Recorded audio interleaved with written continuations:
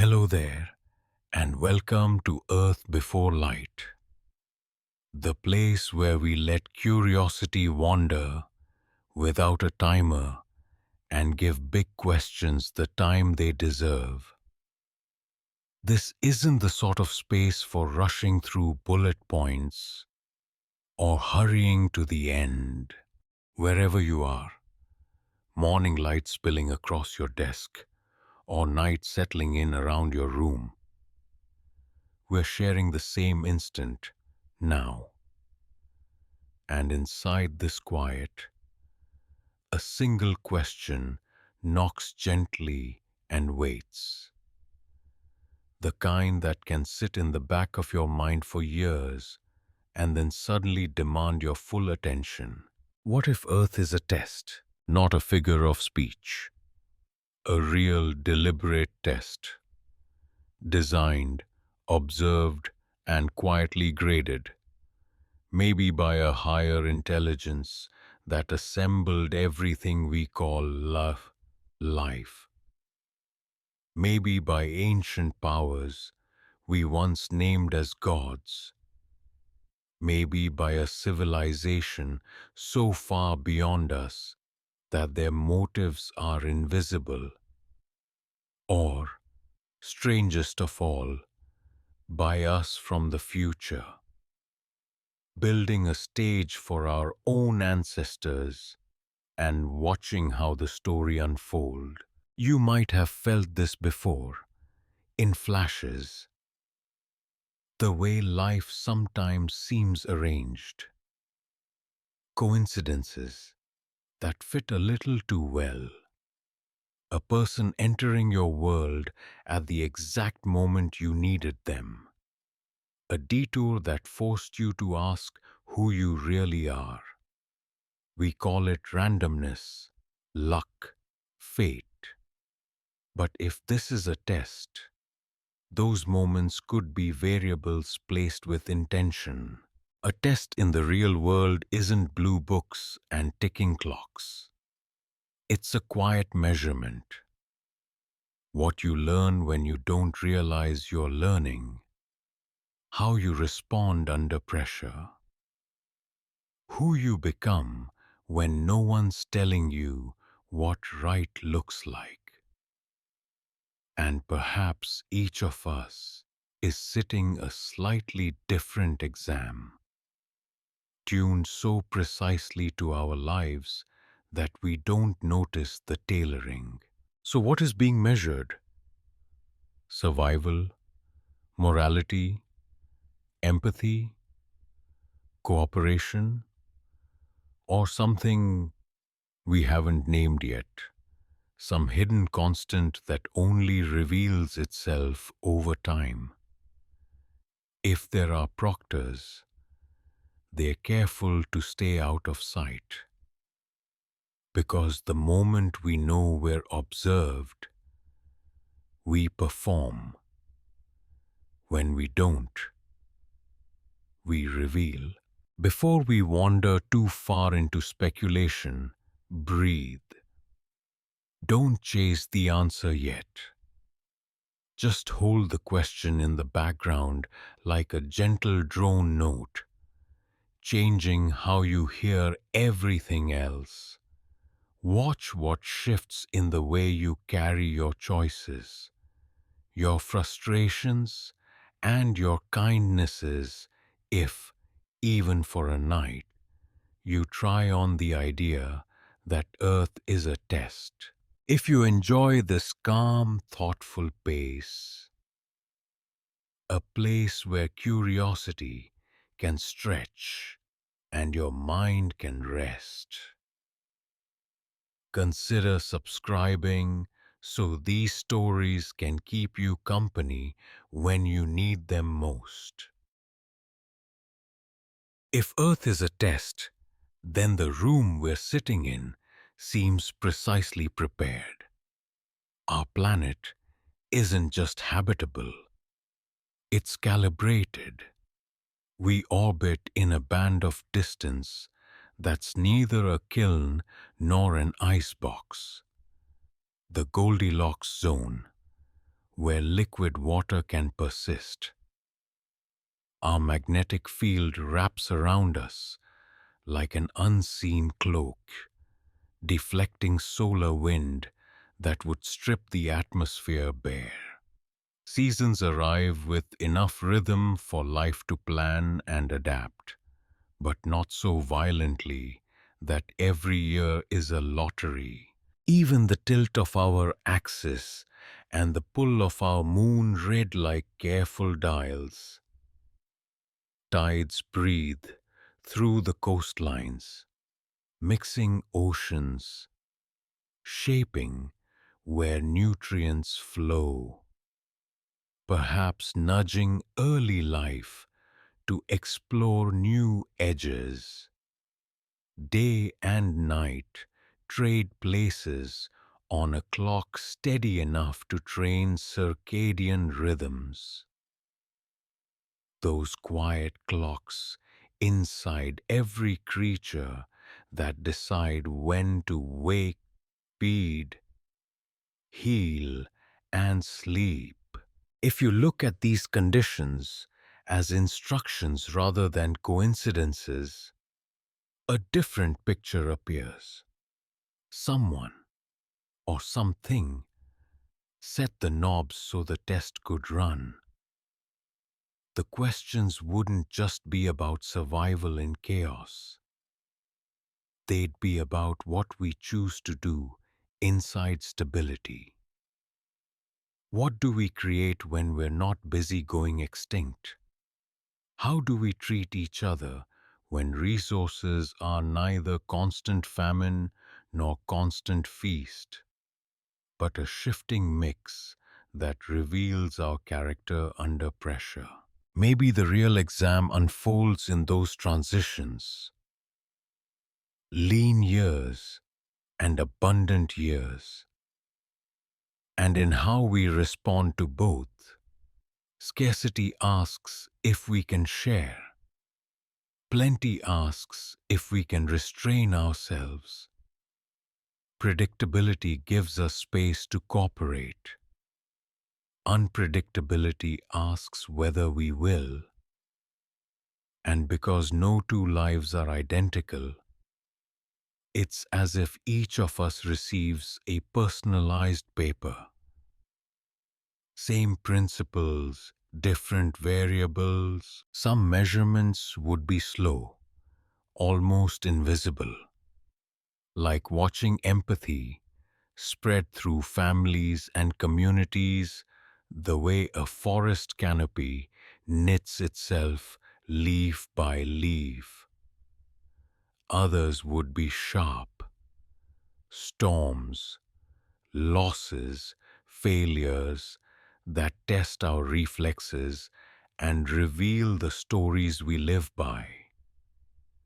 If a proctor wanted our unfiltered answers, they'd stay hidden, because once you know you're being watched, you start to perform.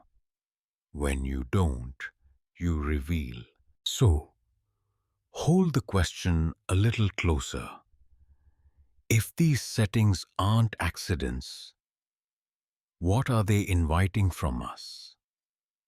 Not just survival, but wisdom. Not just endurance, but care. In a world tuned for life to flourish, the most telling marks we leave may be less about how loudly we shout and more about how gently we choose. A test isn't a blue book and a wall clock. It's a quiet measurement of what you've learned without noticing, of how you behave when pressure closes in, of who you are when no one tells you the rules. If Earth is a test, it wouldn't hand us instructions. It would hand us circumstances. Each of us would sit a slightly different version. Same themes, different variables, so precisely tailored we barely notice the fit. That framing changes how coincidence feels. A storm that strands strangers under the same roof, a detour that forces an uncomfortable choice, a lucky break that tempts you to forget where you came from. In a designed exam, these aren't random plot points, they're prompts. And if there are proctors, they'd stay hidden on purpose. The moment you know you're observed, you perform. When you don't, you reveal. This is why small shifts matter. A change in weather patterns, an economic shock, a missed train that rewrites a day. Each can push us toward cooperation or conflict, empathy or indifference. From the outside, gentle interference would be easy to mistake for chance. Inside the story, it just feels like life. None of this is a brand new human idea. Across cultures and centuries, people have intuited that life is a trial of some kind. Some traditions say we're weighed against a feather. Others say our character is refined through effort and duty. Still others treat hardship as a teacher with lessons we rarely request. Different metaphors, same instinct. We're here for something more than existing. Lean into the hypothesis, and a pattern emerges. The questions might be less about winning than about how we move through uncertainty. Do we share in scarcity and show restraint in plenty? Do we work together when predictability leaves room for planning, and hold our nerve when chaos closes in? If the exam is real, outcome alone may not be the grade. The process, how we treat each other, how we carry power, how we respond to setbacks could be the measure. So hold the lens lightly. Let it sit in the background and change the tint of ordinary moments. Not to make you paranoid, but to make you attentive to the ways chance nudges choice, and to the person you become when no scoreboard is visible. Picture walking into a room you've known for years, only this time you notice the details. The way the chairs line up, the light pooling on the floor, the objects placed just so. Life can feel like that once you hold the question, what if none of this is random? A flat tire that makes two strangers wait out a storm together. A sudden setback that forces you to choose who you want to be. A lucky break that tempts you to forget your roots. In a designed exam, those aren't accidents. They're prompts. Now pull back, far back, until the planet fills the frame.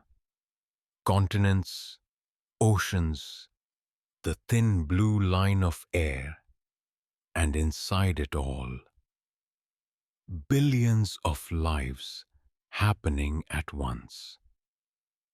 If you imagine Earth as a single connected system, the weight of the question grows. Maybe the point isn't just how one person behaves, but what a species becomes. Every storm, every illness, each discovery that changes how we live. What if these are not just events, but carefully chosen stressors, meant to reveal how we adapt? So, what could be measured? Ancient traditions lean toward morality, compassion, justice, restraint. Modern speculation widens the lens. Survival without self-destruction, cooperation at scale, judgment with powerful tools in our hands. Perhaps the exam has layers. On one level, you and I are measured as individuals. How we handle pressure, scarcity, and power. On another, humanity is measured as a whole. Whether our systems grow wiser or brittle, whether we learn to thrive without burning the floor we stand on. There's a twist familiar to anyone who's ever taken a truly careful test. The stated goal isn't always the real one. In some experiments, what you're told is a gentle decoy. The data actually comes from how you act when you think no one's grading that part. If there are watchers here, gods, future humans, something alien, or something we don't have a name for, they'd hide on purpose. The moment we know we're observed, we perform. When we don't, we reveal. That might be why the clues, if they exist, feel like whispers, a timing too perfect to be chance, a chain of coincidences that nudge rather than shove, anomalies that spark curiosity but never erase doubt, hints that keep us asking without letting us game the system. And yet even the act of asking changes us. Hold the hypothesis for an evening, and you'll see ordinary life take on edges you'd missed. Scarcity stops being only unfair. It becomes a question about sharing. Plenty stops being only comfort. It becomes a test of restraint. Predictable seasons become invitations to plan. Unpredictable shocks become invitations to cooperate. In this light, the planet's settings feel intentional, stable enough to build, unstable enough to teach. Maybe that's the quiet heart of it. The exam isn't just about arriving at the right destination. It's about the person or the civilization we become on the way. If the goal is hidden, our only honest compass is the values we act from when no scoreboard is visible. Across centuries, people have reached for the same intuition. Life feels like a trial. In one story, a heart is weighed against a feather. In another, character is forged by duty and restraint. In others, suffering is a stern teacher. Different metaphors, same pulse. There's a purpose to our struggle that isn't fully visible from the inside. Strangely, we also invent tests for ourselves. We build games and challenges with rules that don't exist in nature, then pour our time and pride into passing them. We seek out obstacles at the gym, on a mountain, in a classroom, just to see who we become on the way through. If we do this for fun and growth, it isn't a stretch to imagine a larger intelligence, divine, alien, or future human, setting conditions for a more meaningful exam. Look at how the prompts arrive. Scarcity leans in and asks if we can share. Abundance whispers, "Can you show restraint?" Predictability opens space for cooperation. Disruption asks whether we'll still work together when plans collapse. Technology makes the questions louder. New tools give us reach and power, but they also hand us temptations we've never faced. Will we deepen empathy at scale or magnify harm with a single tap? The more you hold this lens, the more small choices stop feeling small. A comment you type and delete. A favor you do when no one's watching. The way you respond to someone else's lucky break, jealousy, or genuine joy. Each is a data point in a long, patient measurement. The kind designed to reveal who we are without telling us what to perform. If there are watchers, they would stay hidden. The moment we know we're observed, we start optimizing for the grade. When we don't, we reveal. That's why the nudges feel like coincidence. A train you miss that changes your day. A storm that forces strangers under one roof.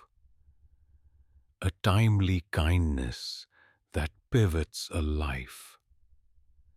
From inside the story, it just feels like weather, timing, luck. From outside, it could be calibration. Maybe the secret at the center is balance. Not perfection, not dominance. Enough order to build hospitals, libraries and cities. Enough chaos to keep us honest and teach humility. A world that is neither paradise nor punishment, but a middle place tuned to bring the best and worst of us into view. If you let that idea rest in the background, not as dogma, but as a gentle filter, you may notice a shift. Frustrations become prompts. Success becomes a test of character. And every ordinary day turns into a chance to answer quietly, with your choices, a question you can't quite see. If Earth is a test, it doesn't hand us a rule book. It hands us conditions. One of the first rules seems simple and merciless. Resources are limited. There isn't enough of everything for everyone, everywhere, all the time. In a cooperative game, scarcity asks whether we can share. In a competitive one, it measures strategy. Here it tests both at once: our ability to plan, restrain ourselves, and still care for people beyond our own circle. Another rule is movement. You can switch paths, cross borders, start over in a new city, leave a job, learn a skill. The exam doesn't lock you in place. It confronts you with choices, and in choosing, you reveal your priorities, not the ones you post about, the real ones that surface when comfort is at risk. Then there's chance, the wild card that keeps anyone from gaming the system. You can prepare, and you should, but uncertainty always sneaks in. A mistrain, a sudden illness, a surprising kindness. If tests are meant to surface the truth, randomness prevents rehearsed answers. It shows how we adapt when the script gets ripped up. The starting line isn't the same for everyone either. Some people enter with wealth, health, safety, a network ready to catch them. Others begin in danger, debt, or illness. It feels unfair because it is. And yet, in a test designed to measure a species as well as a person, the variation might be intentional. It reveals how we treat one another across unequal beginnings. Do those ahead help those behind? Do systems drift toward empathy or entrench their advantage? Because there's no official guide, we look for loopholes, life hacks that promise a way around struggle. Sometimes they work for a while, but often the loophole is another layer of the exam, a mirror held up to see what we'll do when we think we've found an angle. Do we hoard the advantage? Do we use it to lift others? The moment you know you're observed, you perform. When you don't, you reveal. And maybe that's the deeper rule humming underneath everything. The grade isn't a single outcome. It's a pattern across time. Your small choices accumulate like sediment. Thin layers of habit, kindness, restraint, and courage, or the lack of them, settling into a shape that eventually looks like a life. The test isn't asking whether you win. It's asking who you become while you're trying. Every honest test gives feedback, but not always with red ink. If Earth is a test, its feedback is woven into consequences. Quiet, cumulative, and hard to fake. You speak with kindness, and trust accrues. You cut corners, and invisible interest piles up until the bill arrives. The world doesn't hand out report cards. It reflects us slowly through what returns. Some feedback is external. Communities remember who shows up. Reputation moves faster than we do, opening or closing doors before we arrive. Systems bend toward those who invest in them. Neighborhoods cared for. Teams that share credit.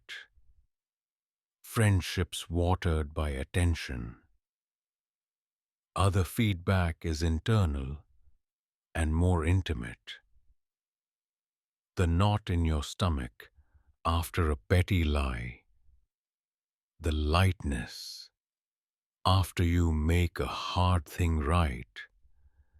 The strange relief of choosing restraint when no one would have blamed you for taking more. Notice how the loop works. Choices shape habits. Habits shape identity. Identity quietly steers tomorrow's choices. Over time, the person you become changes the problems that find you. Generous people receive different tests than selfish ones. The exam adapts, not to trick you, but to keep measuring the thing beneath your performance, your character in motion. Science and spirituality, often framed as rivals, both honor this loop in their own language. Science calls it feedback, adaptation, emergence. Small signals aggregated into large patterns. Spiritual traditions speak of sowing and reaping, of hearts that grow softer or harder with practice. Two vocabularies, one reality. What we repeat, we reinforce. What we reinforce, we become. Of course, feedback can be noisy. Sometimes good efforts fall flat. Sometimes bad behavior gets rewarded, at least for a while. That's part of the calibration too. If consequences were instant and perfectly fair, we'd simply optimize for them like robots. Delay and ambiguity protect the integrity of the exam. They ask whether we'll hold a value when the scoreboard doesn't flash correct. This is where patience becomes a superpower. The world runs on longer timelines than our impulses prefer. Trust takes seasons, repair takes many. Growth hides in the boring middle, the months when you keep showing up, keep choosing the person you said you wanted to be, without applause. If there are watchers, they won't rush to clap. The point isn't praise, it's the pattern you're laying down. So listen for the low hum of feedback. It isn't a voice from the clouds. It's the arc of your days bending, slowly, toward or away from the kind of life you'd be proud to inhabit. No answer key, no neon arrows, just the truth returning, one consequence at a time. If Earth is a test, suffering is the section none of us signed up for. It's also where the hypothesis can go wrong if we hold it too tightly. Let's be clear. Calling life a test is not an excuse to minimize grief or to blame people for what hurts them. Storms do not pick victims by moral score. Illness doesn't arrive with a grading rubric. Randomness is real, and sometimes it is brutal. So, why include pain at all? Because any measure of character that never meets resistance is incomplete. Pressure reveals, loss strips away our rehearsed answers. When the story breaks, we find out which threads were decoration and which ran to the core. There are broadly two kinds of hardship. One is impersonal, the earthquake, the diagnosis, the accident, the layoff. The other is human made, neglect, cruelty, corruption, the slow violence of systems that serve the few at the cost of the many. The first kind asks whether we can endure and support one another. The second asks whether we will repair and reform what we ourselves have broken. In both, meaning isn't handed to us, it's made. We don't have to like what happens to choose how we'll carry it. Sometimes meaning is small and stubborn. Showing up for a friend's midnight call, cooking for a neighbor, forgiving yourself for an honest mistake, and trying again tomorrow. Sometimes it's structural, organizing for safer housing, fairer laws, better hospitals, cleaner air. In a genuine exam, both scales matter. The kindness at arm's length and the courage that reaches beyond it. Notice how the feedback loops from earlier chapters intensify here. Pain can harden or soften us. It can turn us inward or enlarge our circle. The test doesn't grade on stoicism. It watches for honesty, resilience, and the willingness to let other people carry a corner of the weight. Maybe even more telling is what we do after relief arrives. Do we forget those still in the storm? Or do we become the shelter we once needed? Beware the easy narratives. Some people suffer because another person chose comfort over conscience. Some people thrive because someone else quietly opened a door. If there are watchers, the most revealing data might not be who gets knocked down, but who kneels to help. Not who wins the race, but who refuses to run alone. In a world tuned for both growth and risk, solidarity is not extra credit. It's the point inked in the margins. And still, there are days when no lesson appears, when the hurt just hurts. On those days, maybe the only passing answer is gentleness. With yourself, with the moment, with the part of you that wants everything to make sense right now. Tests that matter rarely resolve in a single sitting.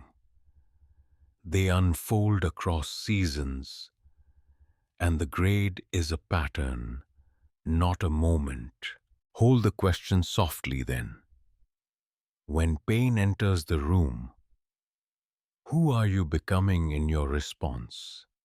To yourself, to others, to the systems you touch. If Earth is a test, a paradox sits at its center. Design without destiny. Too much design and we're puppets. Too little and there's nothing to measure. The exam only makes sense if freedom lives inside the frame. If we can choose genuinely, even when conditions nudge us one way or another. Think of a well-made garden maze. The walls channel your path, but every turn still belongs to you. Some roads dead end, some circle back, some open into sunlight. The maze is crafted. Your journey is authored by your steps. That's how life feels when you lean into the hypothesis. Biology, family, geography. These are the walls. Character is the map you sketch while walking. Chance complicates it, and that's on purpose. Randomness is the tester's ally because it blocks rehearsed answers. When the train is late, when the deal falls through, when a stranger pays for your coffee, you're bounced off your script and asked quietly, "Who are you now?" Not in theory, in practice. Maybe freedom is less about controlling outcomes than about owning responses. You didn't choose the storm, but you choose whether to become a roof. You didn't choose the windfall, but you choose whether to hoard or to share. You can't edit yesterday, but you can narrate it differently, turning pain into compost instead of concrete. In a world where variables shift, agency moves from prediction to presence. The next honest step you can take from here. This is where responsibility returns, not as blame, but as power. If everything were fate, ethics would be theater. If everything were chaos, ethics would be naive. But in this middle world, shaped yet open, your small choices still matter. They ripple. They bend futures you'll never see. They teach the people watching you and the parts of you that are always watching what you means when nobody's grading with a pen. And if there are watchers, gods, aliens, future humans, they'd stay hidden for exactly this reason. The minute we know we're on camera, we act for the lens. When we don't, we act from the center.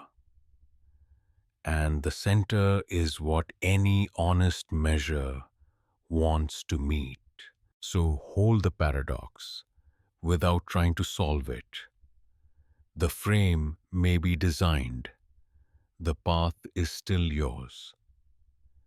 Meaning blooms where those two truths meet. In the choice you make next, when no answer key is visible and the room is quiet enough to hear your own compass click toward north. If Earth is a test, why isn't the proof obvious? Because tests collapse when answer keys lie face up. The design would have to balance two forces. Leave enough texture to stir our curiosity, but keep enough ambiguity that character, not certainty, drives our choices. So the evidence arrives as whispers, not shouts. There's the fine-tuning we keep circling, the way conditions stack just right for life to bloom. Orbit, tilt, magnetic shield, water in three states, a moon that calms our wobble, seasons that teach rhythm instead of chaos. None of these facts prove design.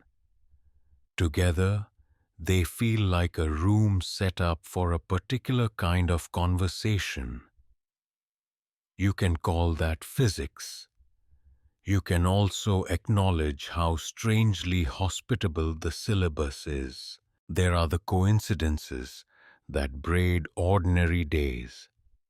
The friend who texts the one sentence you needed, the missed train that reroutes you to a person who matters, the job you didn't get that saved you from a life that would have fit but never felt true. Individually, they're easy to dismiss. In clusters, they start to feel like nudges, never violent, always deniable. There is the moral intuition that shows up before we're taught it, the ache when something is unjust even if it benefits us, the way a child flinches at cruelty and relaxes in kindness. Culture shapes it, yet beneath custom, there's a bell that rings the same notes in every century. Don't lie, don't steal, don't harm, protect the small, tell the truth, share the bread. If no grader exists, why does our compass insist? And there are anomalies, edges in the map that make us lean closer, moments of unlikely recovery, timing too precise to plan, patterns in nature that echo patterns in us. None of this meets the standard of a lab proof, and maybe that's the point. A test that aims at the heart would never make belief compulsory. It would make attention meaningful. Skepticism belongs here. It keeps us from forcing stories onto randomness, from calling every accident a message. But cynicism, the habit of refusing wonder, can blind us just as much. The middle path is alertness, curious, steady, willing to be surprised without needing to be certain. If there are watchers, their restraint might be the strongest signal of all. No spectacles, no skywriting, no answers on the board. Just a world tuned for growth, with enough silence for our freedom to speak. In that quiet, the measure becomes visible. What do we do when we cannot prove we're being seen? How do we live when applause never arrives on cue? Hold the question lightly. Let it sharpen not your fear, but your care. Because in a universe where certainty is scarce and consequences are real, the clearest evidence you'll ever find may be the person you become while you're deciding what to believe.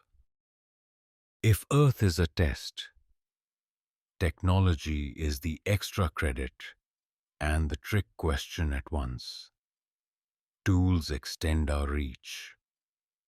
Farther, faster, louder.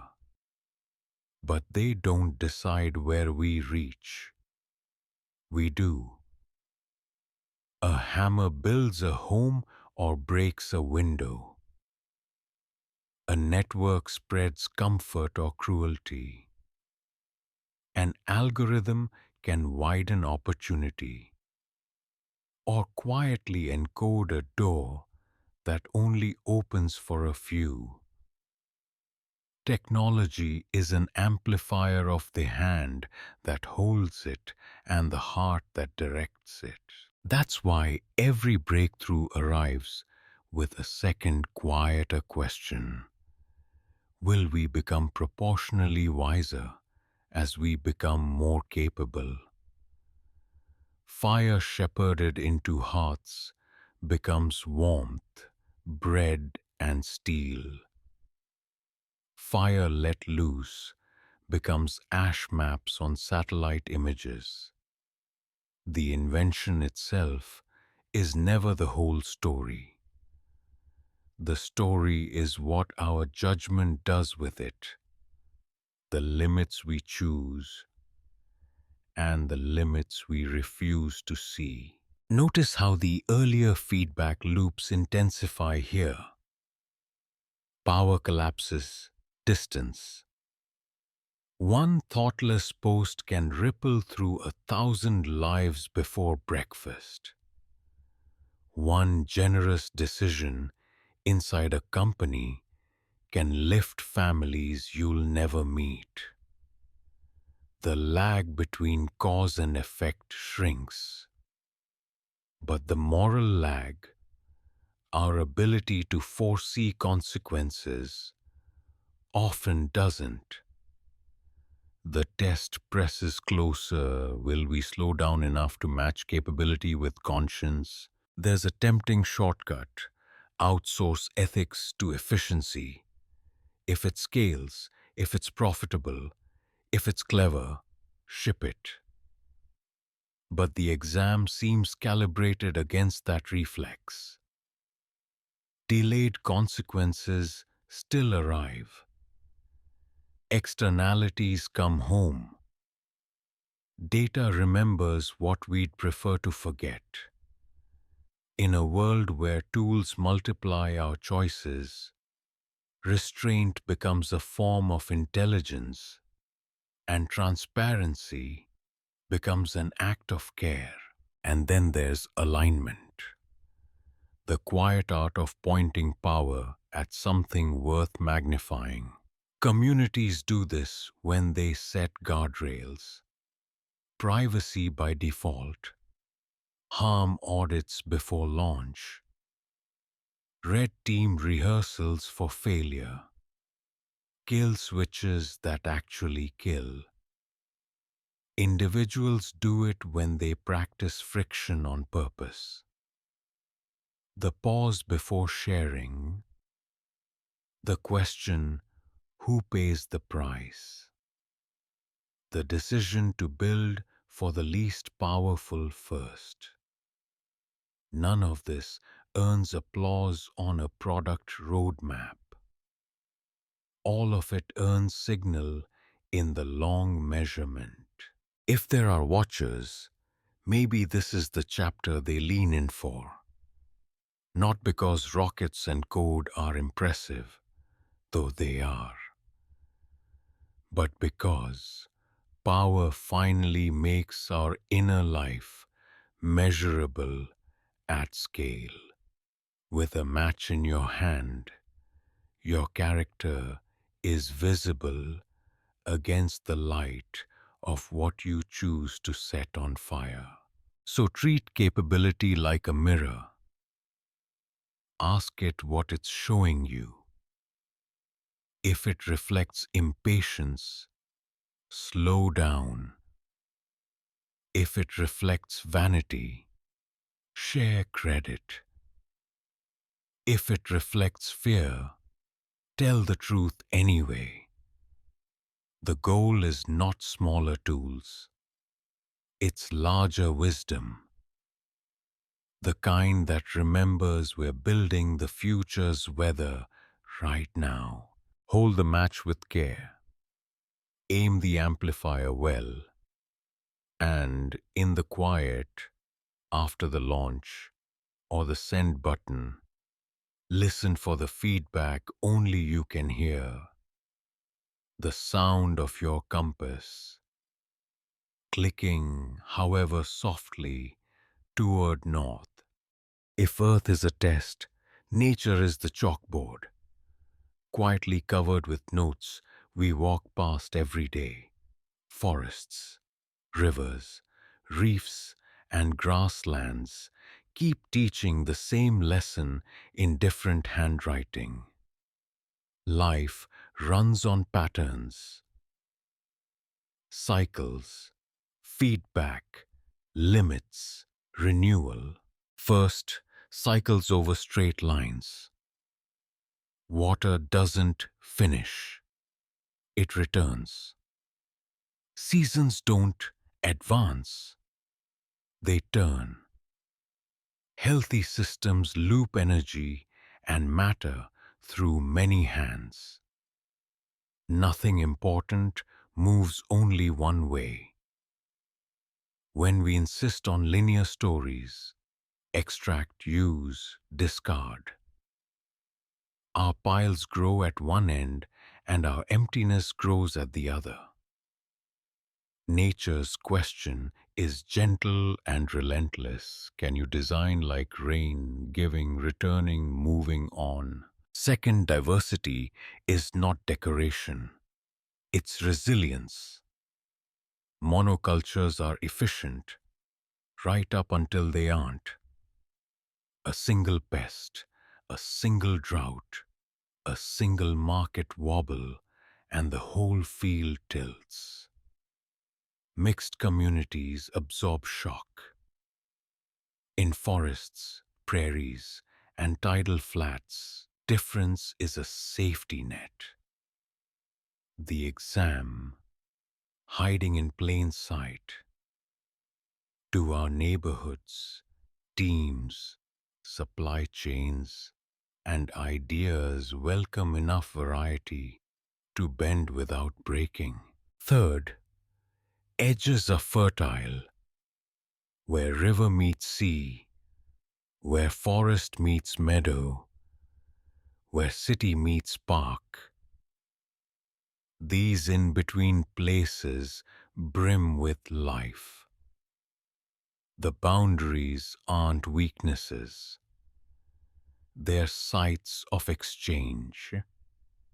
People, too, learn and innovate at edges, across disciplines, cultures, generations. The prompt is simple. Go stand where two worlds touch and let yourself be changed. Fourth, disturbance isn't the end of the story. Lightning splits a pine. Months later, sunlight hits the forest floor and 100 seedlings answer. Storms rearrange a coastline. New nurseries form in the shallows. Succession is nature's patience made visible. The long arc from rubble to richness. The test here isn't avoid every fire. It's prepare to heal after. Fifth, cooperation and competition aren't enemies. They're dance partners. Predators keep grazers moving. Grazers sculpt the land. Roots hold the soil that holds the river, that feeds the marsh, that feeds the fish, that feed the bird, that drops the seed that becomes a tree. Winning in a living system rarely means I get everything. It means I fit well, and because I fit, I last. Human systems echo these truths when we let them. Circular economies, redundancy in critical infrastructure, cross-functional teams, social safety nets, urban greenways. Pause and learn after failure. Each is a translation of an older language. Nature is not sentimental and not cruel. It is exact. Waste less. Share more. Move with seasons. Leave room for renewal. Maybe that's the quietest instruction of all. Pass the test by learning to live as if you intend to stay. Build like a beaver, useful, rooted, adaptive. Plan like a forest, long horizons, many layers, light reaching the ground. And when the storm finishes speaking, answer with new growth. If Earth is a test, communities are where most of us write our answers. We love to imagine the exam as solitary.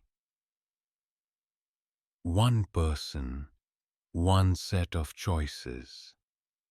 But the truth is, character scales through relationships.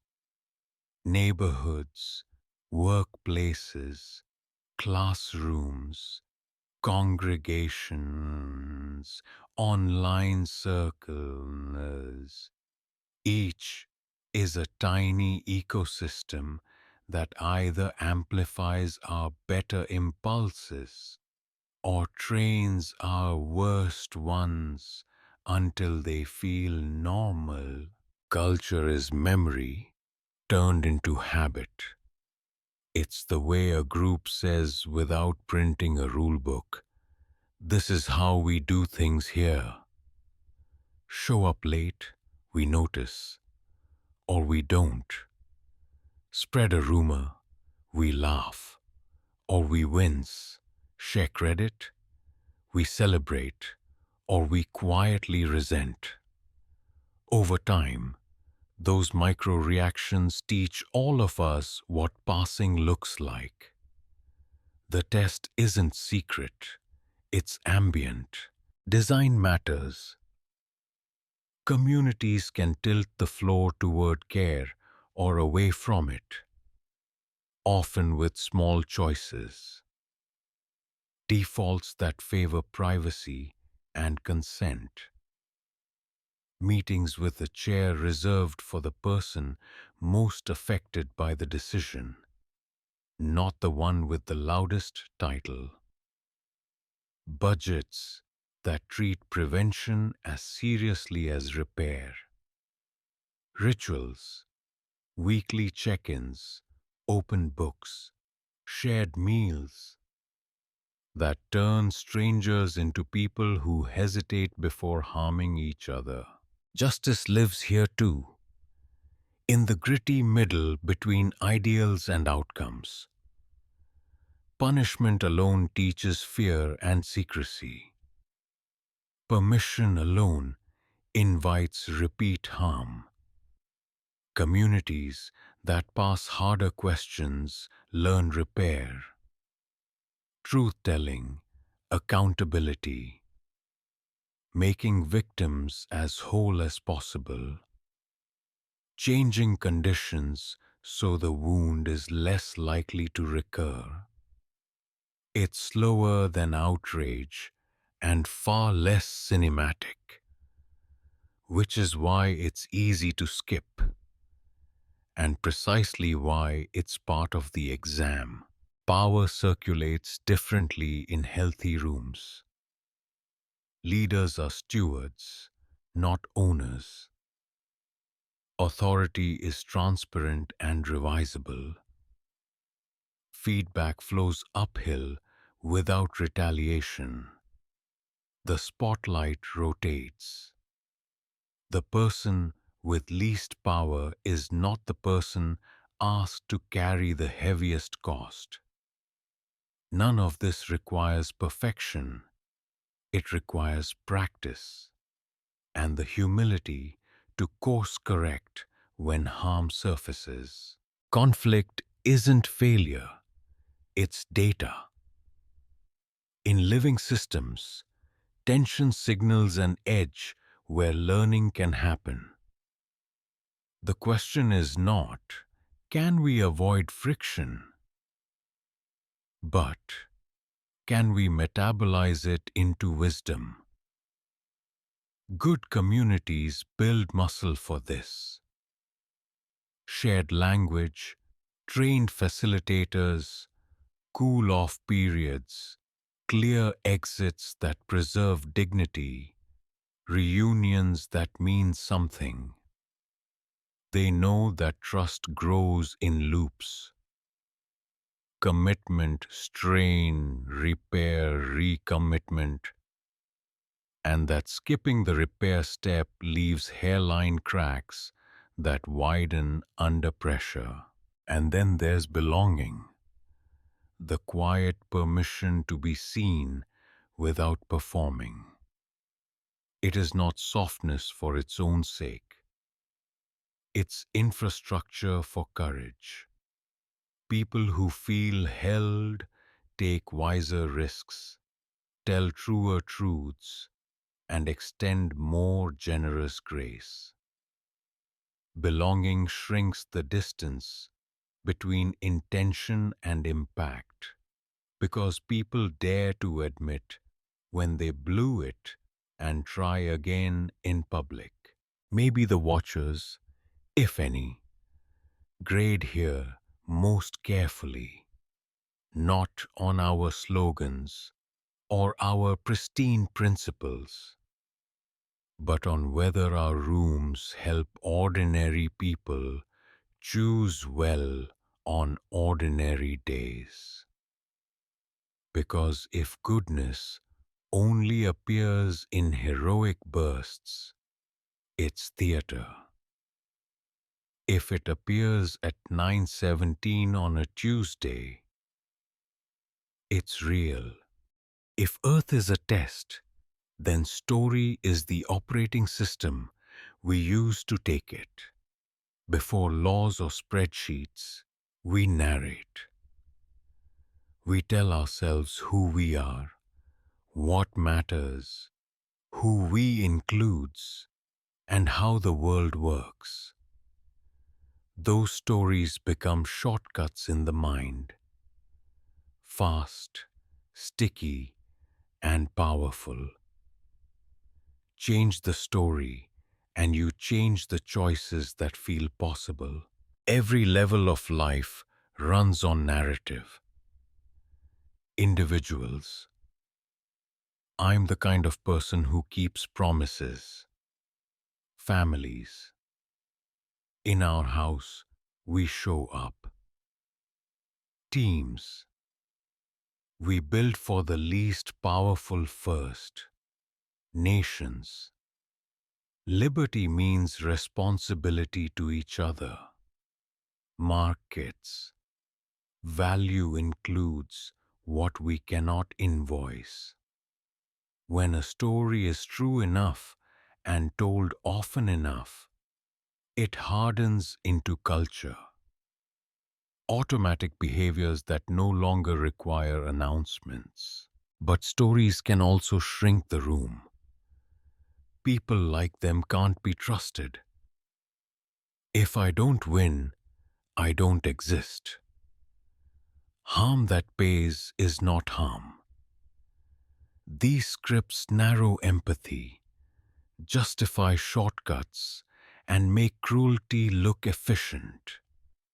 The test exposes this not by lecturing, but by consequence. Closed stories produce brittle systems. Fearful narratives spend themselves on defense. Zero-sum myths burn the floor they stand on. Notice how attention acts like oxygen for narrative. What we repeat grows. Algorithms don't invent our desires, they nourish them. That's why curation is moral work. The sources you choose, the voices you boost, the pauses you take before sharing, each is a small vote in the election for what reality will feel like tomorrow. If technology is an amplifier, story is what it amplifies. Repair begins where story widens. We can't rewrite the past, but we can re-narrate it. Telling the truth about harm, naming who paid the price, honoring who held the line, and weaving the missing voices back into the plot. That isn't cosmetic. It changes the choices that come next. A community that remembers accurately will legislate differently. A company that tells a larger story will ship different products. A person who trades, "I must be perfect, for I can make repair," becomes braver and kinder at once. Good stories don't hide the cost. They hold complexity without despair, limits and possibilities, grief and duty, failure and recommitment. They end with doors, not walls, inviting action small enough to start today and large enough to matter. Bring soup, share credit, design for repair, leave room for what grows after you. If there are watchers, maybe they grade this chapter by the stories we choose to live inside, not the slogans in our bios, but the scripts our habits obey when no one is looking. Because in a world tuned for growth and risk, the plot you internalize becomes the person you become. So ask gently, what story is steering me right now? Who taught it to me? Who benefits if I keep it? Who suffers? And what truer, wider story could I try on? One that makes better choices feel natural, even when nobody's keeping score. If Earth is a test, time is the section most people skip, because it doesn't shout, it whispers. It asks whether we can love people we will never meet, protect places we will never stand, and plant trees whose shade will shelter names we'll never know. Short horizons reward speed and spectacle. Long horizons reward stewardship. Cathedrals took generations. So do aquifers, soil, trust, coral, institutions. Anything precious enough to inherit is slow enough to neglect. That's why the exam hides here, in what we choose to begin knowing we won't finish. Markets and moods discount the future by habit. Later feels abstract. Now burns bright. But reality doesn't honor our discount rates. Carbon lingers. Plastic accumulates. Policy echoes through decades. A small design choice in a school, a neighborhood, a platform, a law can ripple until it looks like fate. The grade is written in the after effects. Time also reveals what performance cannot. A leader can charm a quarter. A product can trend a year. A movement can crest a season. Give it a decade and the signal separates from the noise. Did it enlarge dignity? Did it widen access? Did it reduce harm? Did it leave room for renewal? If the answer is yes, the curve bends quietly toward resilience. If the answer is no, shiny becomes brittle, and brittle eventually breaks. This is where memory becomes infrastructure. Healthy communities remember accurately who was harmed, who paid, who showed up, what it cost. They archive lessons, not just victories. They build rituals that carry wisdom across gaps in leadership and fashion. Without memory, every crisis is unprecedented, and we waste our courage reinventing old mistakes. With memory, we inherit muscle. Personal timelines matter too. The habits that will cradle your 80th year are built at 35 in a kitchen on a Tuesday. The relationships that will carry you through loss are fed now, in small, unglamorous ways. Future me is not a stranger.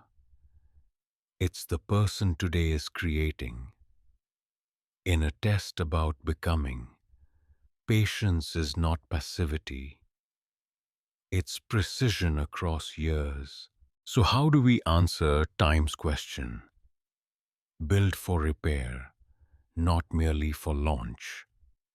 Favor designs that age well, maintainable code, adaptable cities, institutions that can apologize and amend. Budget for maintenance, like you budget for novelty. Teach children names of birds, of elders, of rivers, so the future has faces. When you cannot see the end, commit to a direction. Less harm, more honesty, wider circles, thicker safety nets, slower extractions, faster care. If there are watchers, maybe this is what they lean in to see. Not our fireworks, but our foundations.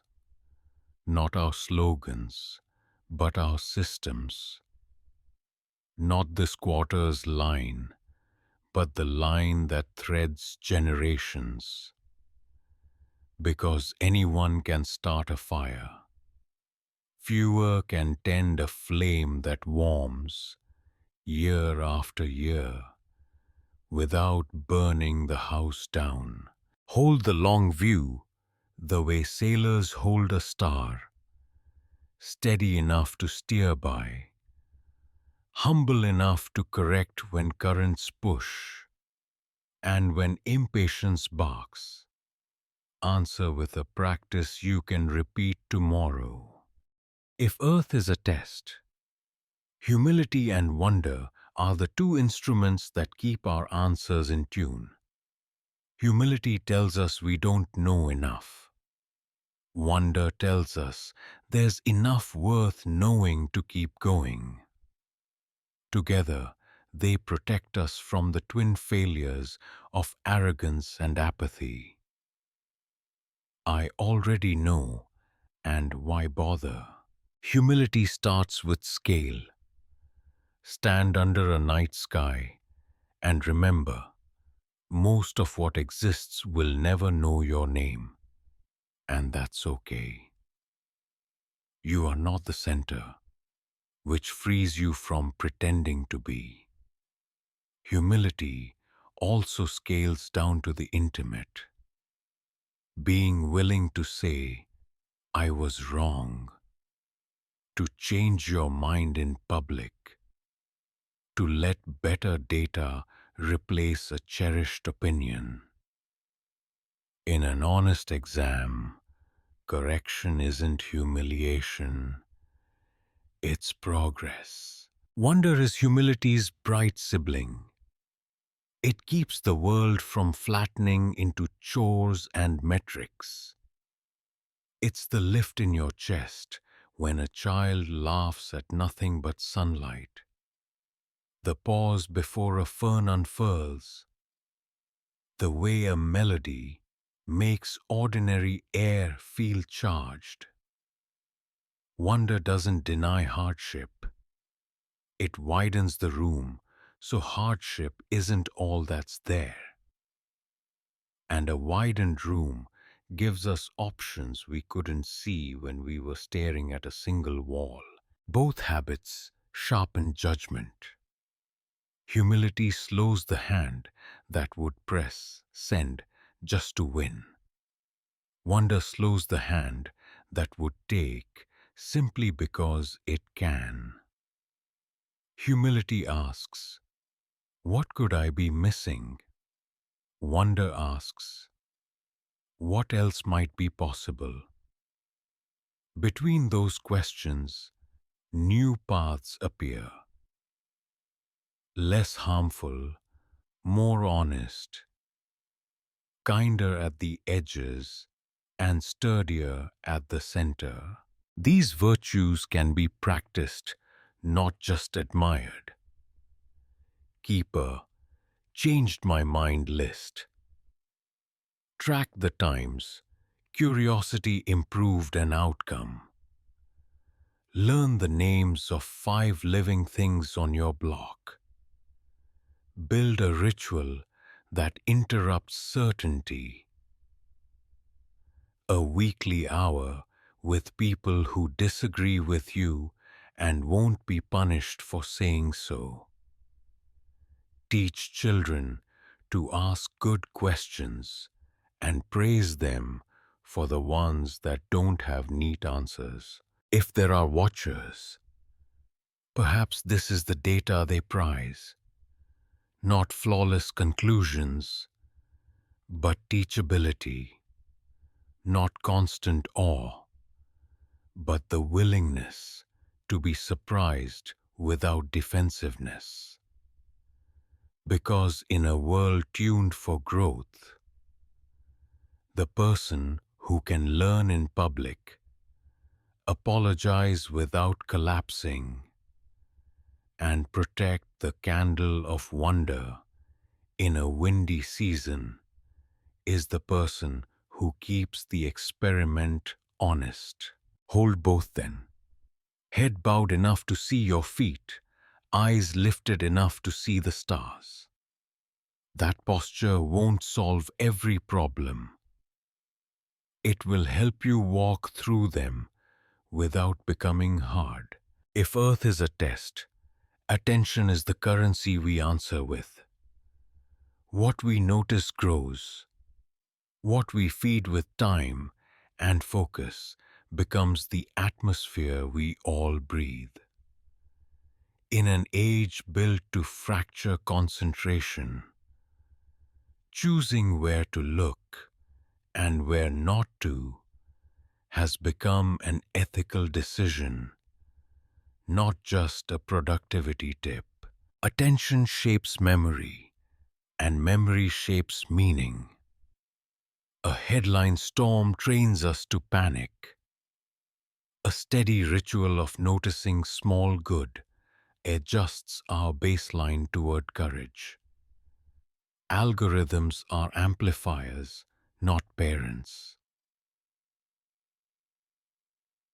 They reflect our clicks back to us, louder each round.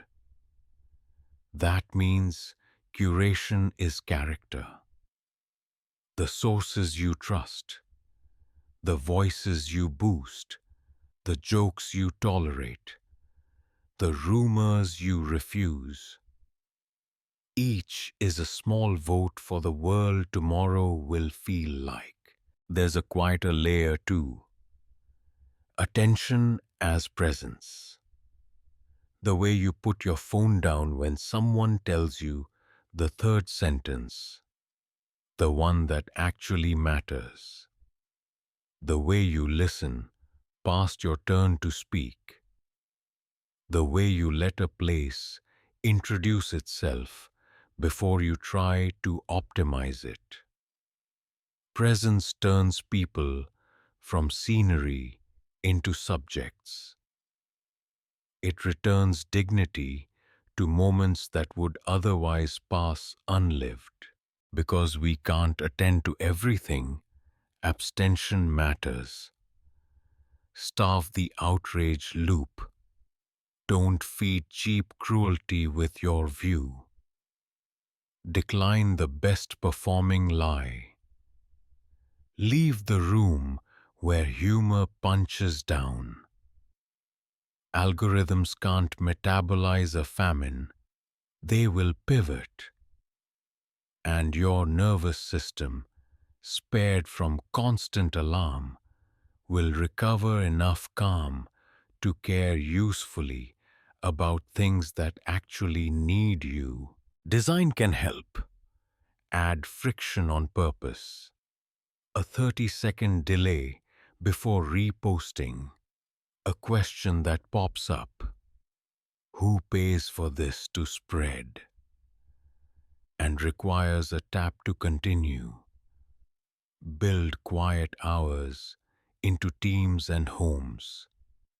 Make space where nothing is trying to sell you anything, even for 15 minutes.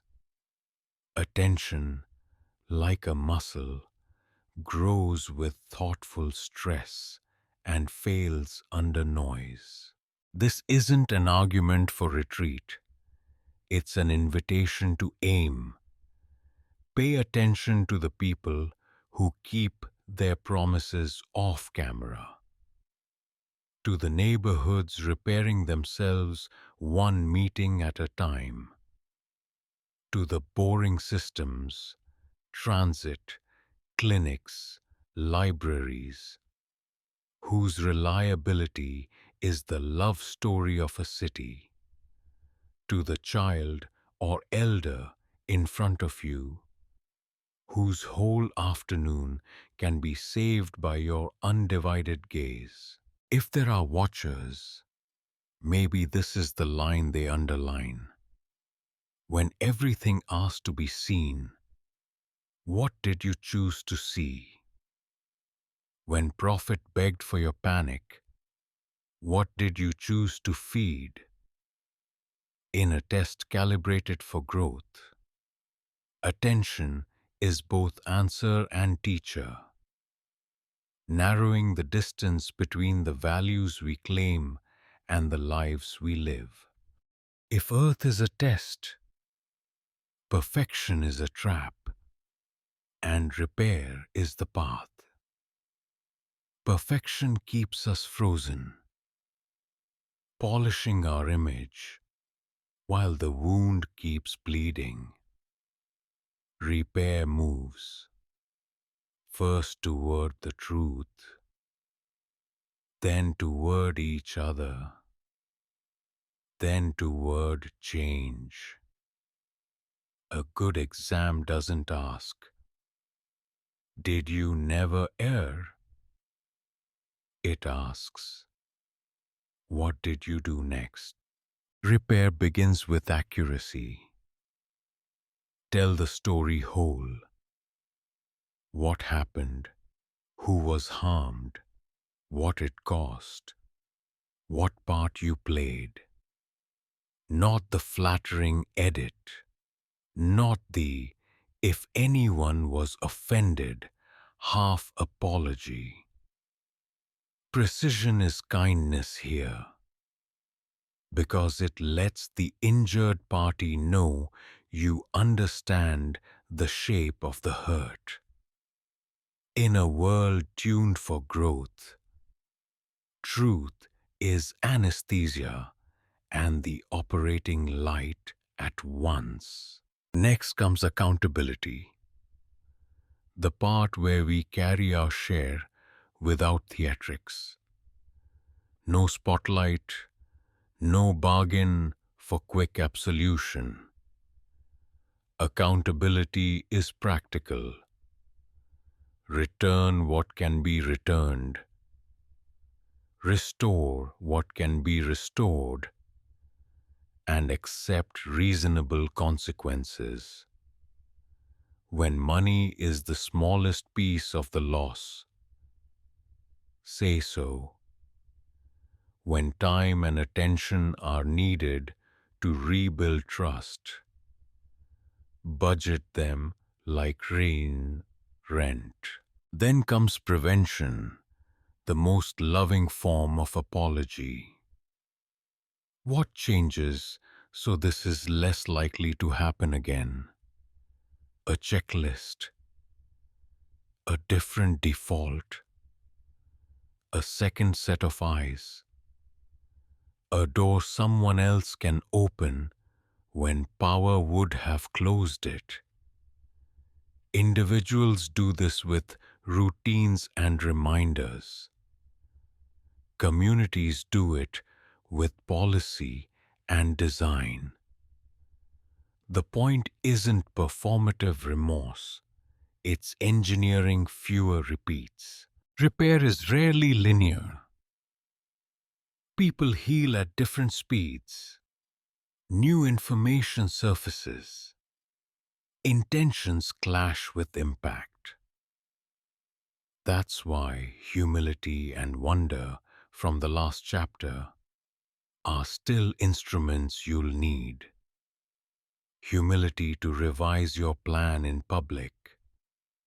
Wonder to keep from flattening the person who hurt you or whom you hurt into their worst day. We are all larger than our sharpest edges. There's a cultural piece too. Rooms that pass harder questions make repair normal, not scandalous. Leaders apologize without collapsing. Teams write postmortems that protect truth over ego. Neighborhoods and families develop rituals for coming back together. A circle, an agreed language, a promise about how decisions will be revisited. It's not soft, it's architecture for courage. Perfectionism hates this because repair ruins the myth. If goodness requires never falling, most of us are disqualified by lunchtime.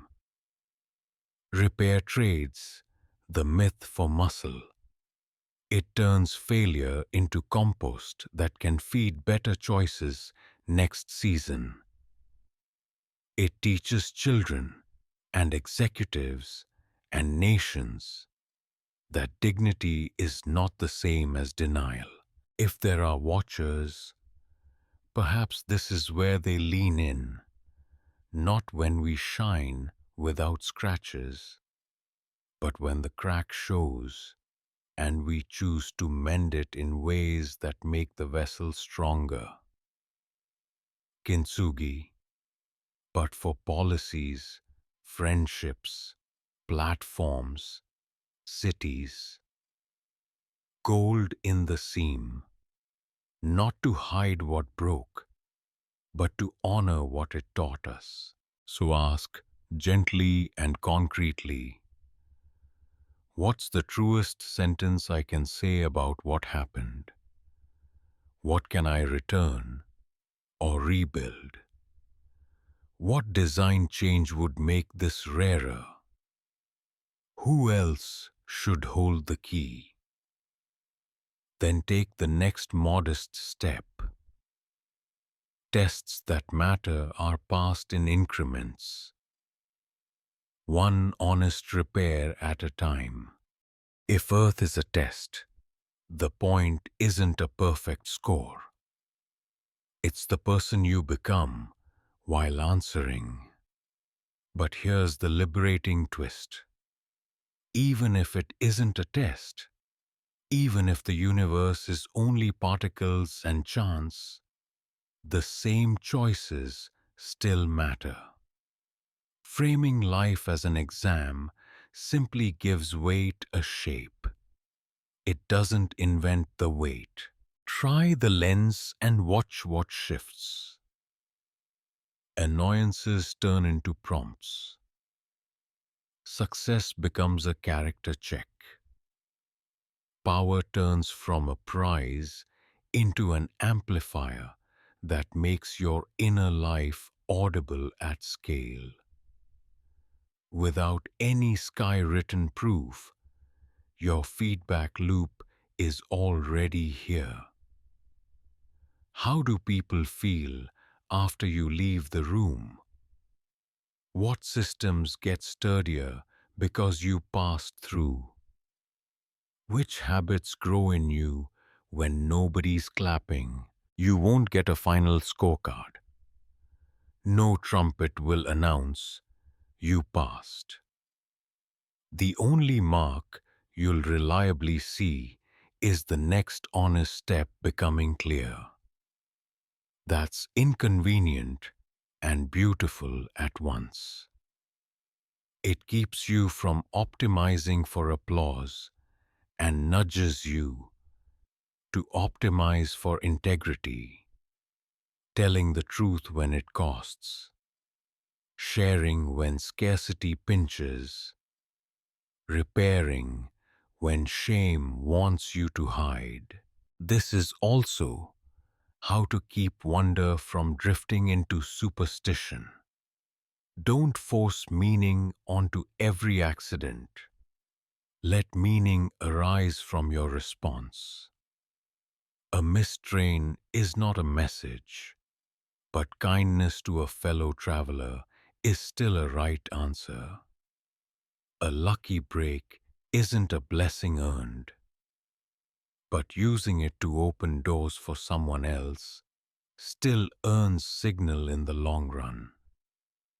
If there are watchers, they're likely measuring patterns, not plot twists. And if there aren't, then you've still built a life that holds. Systems you touched will run truer.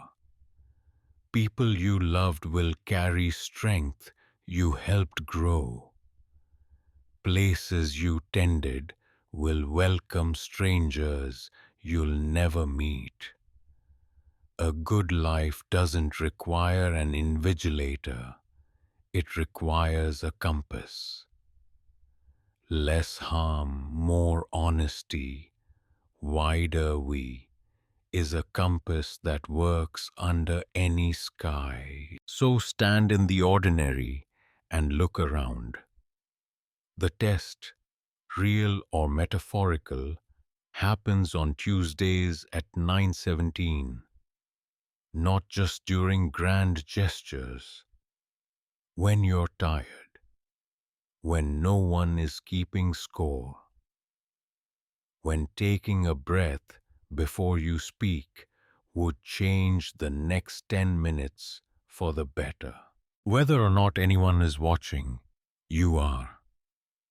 And who you notice yourself becoming over months and years is the closest thing to a grade you'll ever need. If Earth is a test, time is the section most people skip because it doesn't shout, it whispers. It asks whether we can love people we will never meet, protect places we will never stand, and plant trees whose shade will shelter names we'll never know. Short horizons reward speed and spectacle. Long horizons reward stewardship.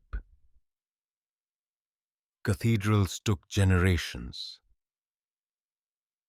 So do aquifers, soil, trust, coral, institutions. Anything precious enough to inherit is slow enough to neglect. That's why the exam hides here, in what we choose to begin knowing we won't finish. Markets and moods discount the future by habit. Later feels abstract. Now burns bright. But reality doesn't honor our discount rates. Carbon lingers. Plastic accumulates. Policy echoes through decades. A small design choice in a school, a neighborhood, a platform, a law can ripple until it looks like fate. The grade is written in the after effects. Time also reveals what performance cannot. A leader can charm a quarter. A product can trend a year. A movement can crest a season. Give it a decade and the signal separates from the noise. Did it enlarge dignity? Did it widen access? Did it reduce harm? Did it leave room for renewal? If the answer is yes, the curve bends quietly toward resilience. If the answer is no, shiny becomes brittle, and brittle eventually breaks. This is where memory becomes infrastructure. Healthy communities remember accurately who was harmed, who paid, who showed up, what it cost. They archive lessons, not just victories. They build rituals that carry wisdom across gaps in leadership and fashion. Without memory, every crisis is unprecedented, and we waste our courage reinventing old mistakes. With memory, we inherit muscle. Personal timelines matter too. The habits that will cradle your 80th year are built at 35 in a kitchen on a Tuesday. The relationships that will carry you through loss are fed now, in small, unglamorous ways. Future me is not a stranger. It's the person today is creating. In a test about becoming, patience is not passivity. It's precision across years. So how do we answer time's question? Build for repair, not merely for launch. Favor designs that age well, maintainable code, adaptable cities, institutions that can apologize and amend. Budget for maintenance, like you budget for novelty. Teach children names of birds, of elders, of rivers, so the future has faces. When you cannot see the end, commit to a direction. Less harm, more honesty, wider circles, thicker safety nets, slower extractions, faster care. If there are watchers, maybe this is what they lean in to see.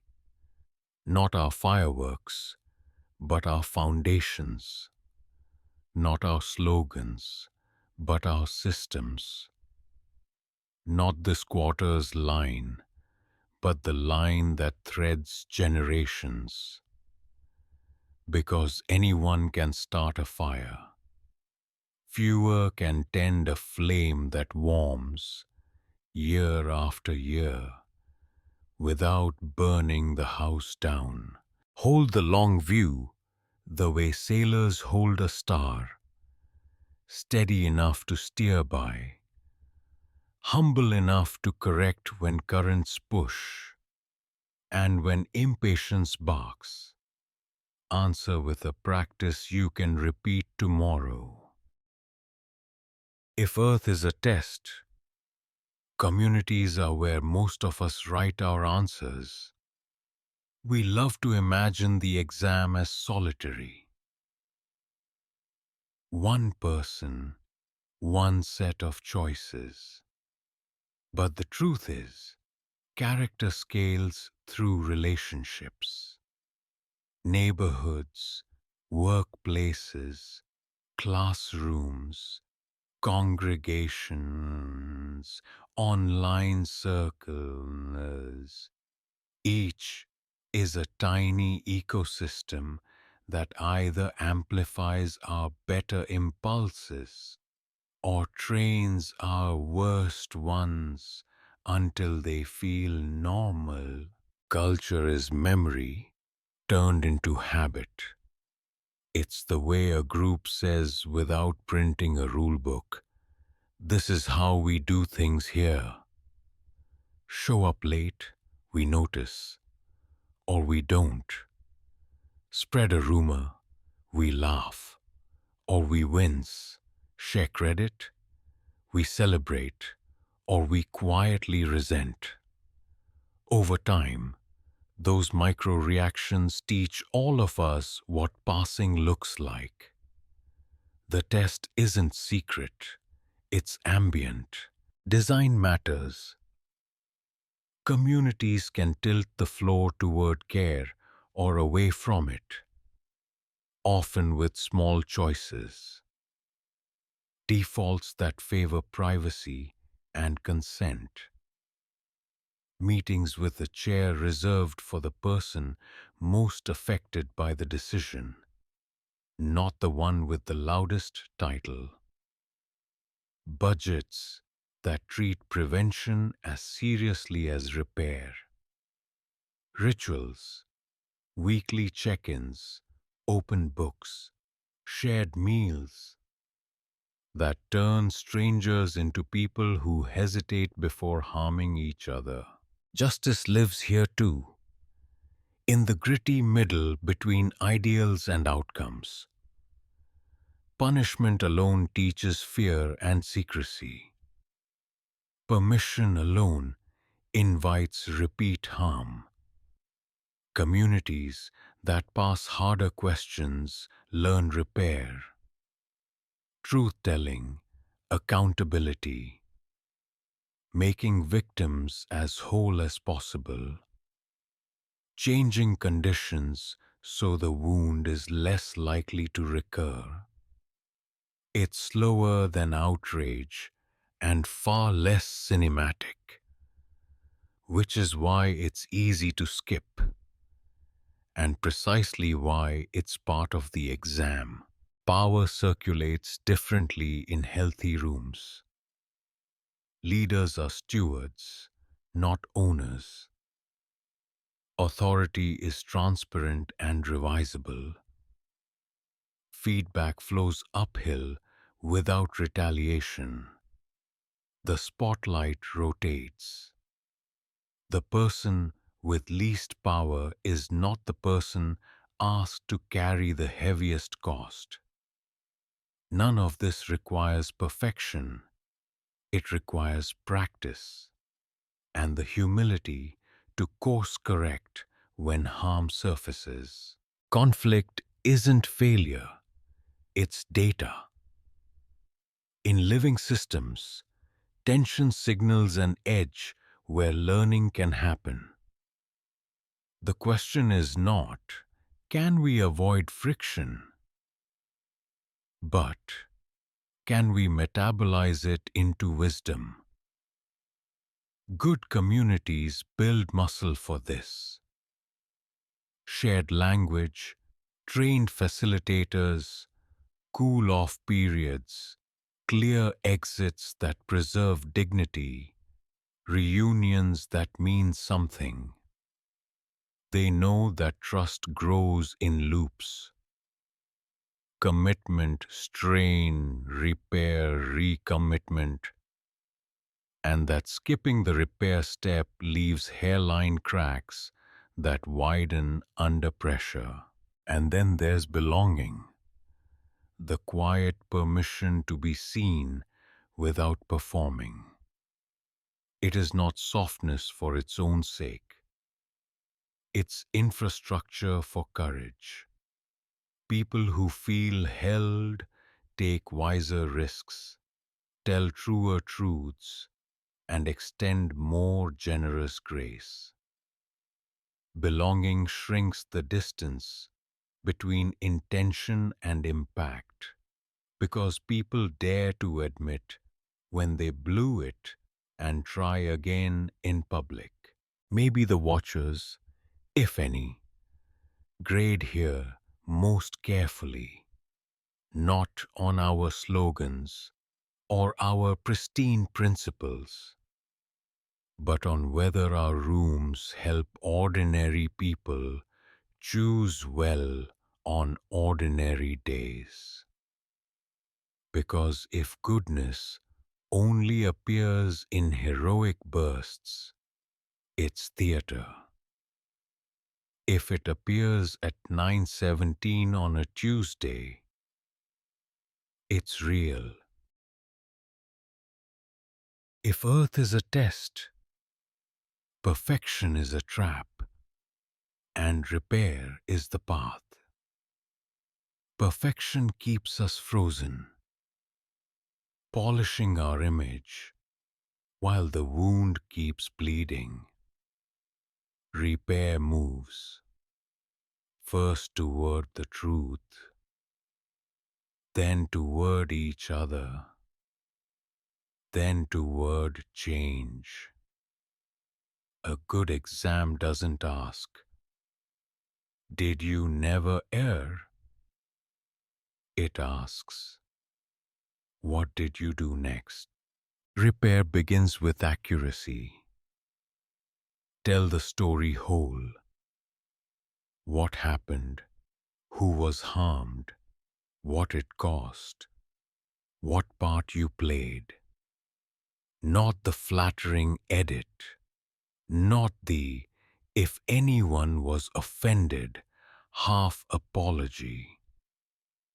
Precision is kindness here, because it lets the injured party know you understand the shape of the hurt. In a world tuned for growth, truth is anesthesia and the operating light at once. Next comes accountability, the part where we carry our share without theatrics. No spotlight, no bargain for quick absolution. Accountability is practical. Return what can be returned. Restore what can be restored. And accept reasonable consequences. When money is the smallest piece of the loss, say so. When time and attention are needed to rebuild trust, budget them like rent. Then comes prevention, the most loving form of apology. What changes so this is less likely to happen again? A checklist, a different default, a second set of eyes, a door someone else can open when power would have closed it. Individuals do this with routines and reminders. Communities do it with policy and design. The point isn't performative remorse, it's engineering fewer repeats. Repair is rarely linear. People heal at different speeds. New information surfaces. Intentions clash with impact. That's why humility and wonder from the last chapter are still instruments you'll need. Humility to revise your plan in public. Wonder to keep from flattening the person who hurt you or whom you hurt into their worst day. We are all larger than our sharpest edges. There's a cultural piece too.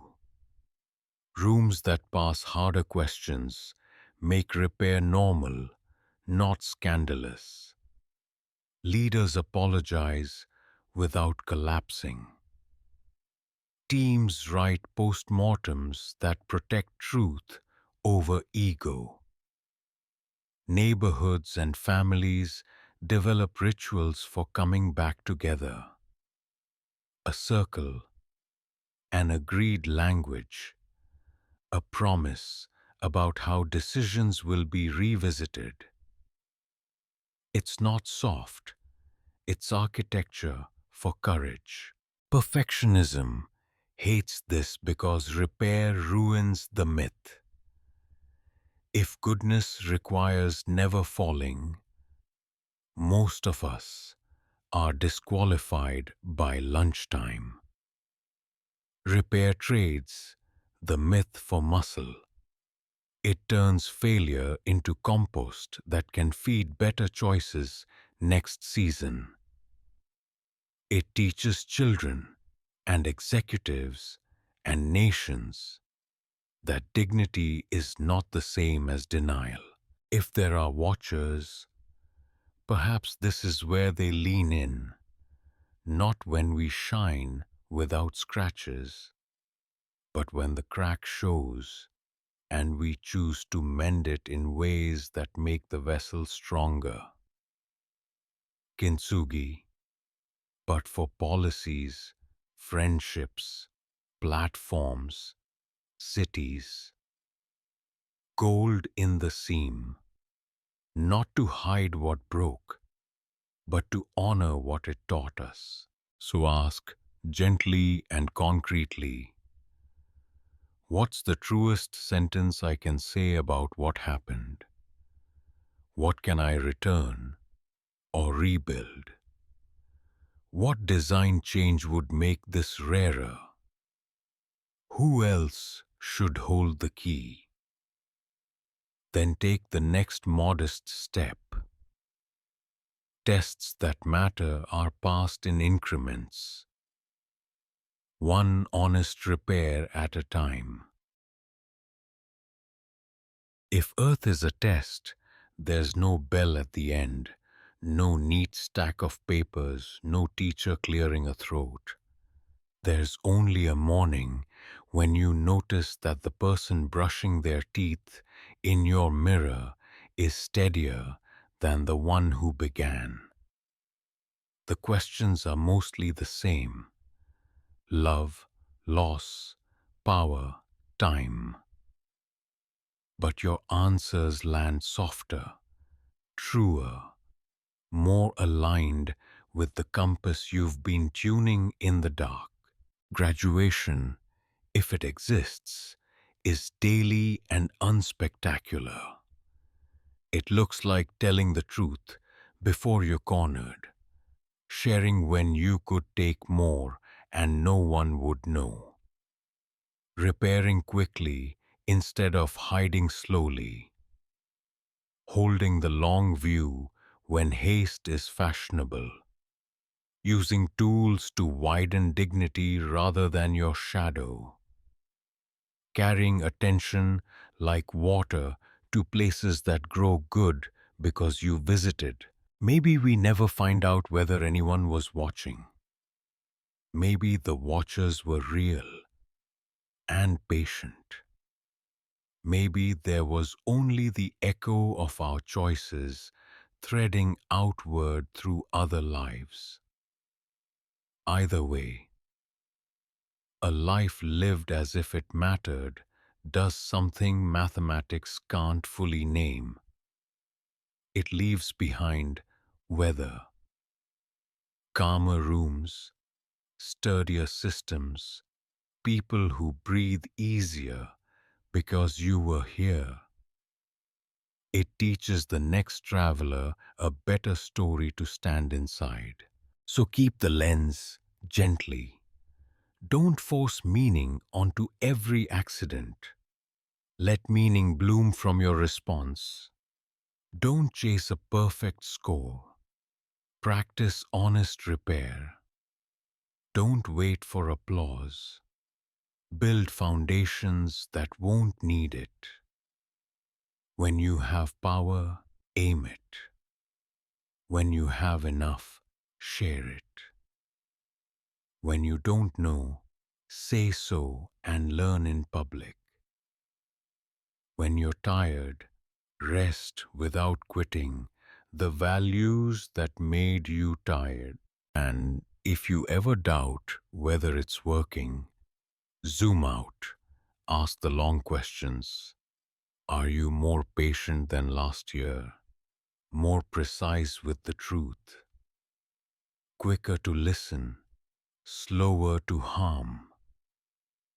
Do the places you touch recover faster after storms? Do the people near you feel safer to try, to speak, to become? That's the closest thing to a grade you'll ever get. Pattern traced across time. Visible in other people's ease. If Earth is a test, live so you're proud of your answers. If it isn't, live so the world is still better because you tried. Either way, you're writing in ink that dries into someone else's tomorrow. Choose your lines with care, and when they waver, start a better sentence right where you are. If the story kept you company tonight, I'd love to keep going with you. Quiet explorations, big questions, small practical steps. Subscribe. Leave your thoughts. Share this with someone who needs a gentler frame for their day. The next journey begins where this one ends.